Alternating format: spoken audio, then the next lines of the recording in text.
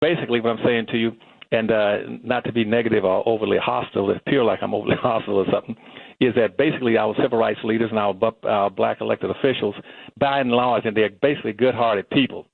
See, that's not the problem. They're not evil, mean, necessarily mean people. They're someone who's just selfish, and they're out there like a Judas looking for their 30 pieces of silver. That's the problem. That's one of the problems. But the biggest problem is that they just didn't see far enough down the road and what was going to happen.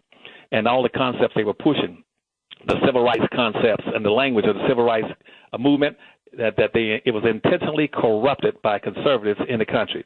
They took everything that black folks were espousing in the civil rights movement and turned it upside down and inside it out, and now use it against black folk.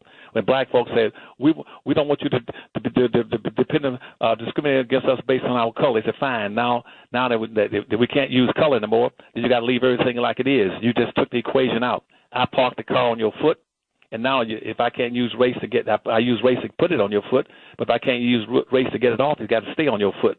They took every concept. We start talking about a colorblind society that Martin Luther King talked about. They use that against you by saying, well, Martin Luther King said we can't be judging a man doing anything based on color.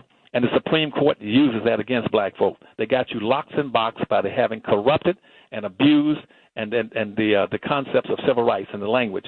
That's got you boxed. The second thing is that these civil rights organizations, they're basically bound into major corporations. They found out after the civil rights movement they did not need black folks' nickels and dimes and pennies anymore, and most of them locked into these major corporations. And they got to go in there on their hands and knees and beg for money just to be able to keep themselves operative.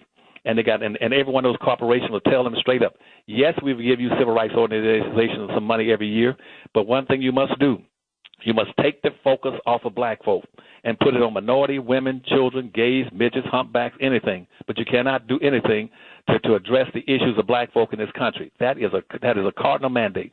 They even tell our black athletes and our black entertainers and our black actors that you cannot side with black folk on any issue. You got to stay in the closet. And while gays are coming out of the closet, they pushed all the black entertainers and athletes and back into the closet. So black folk cannot come out and support their own people.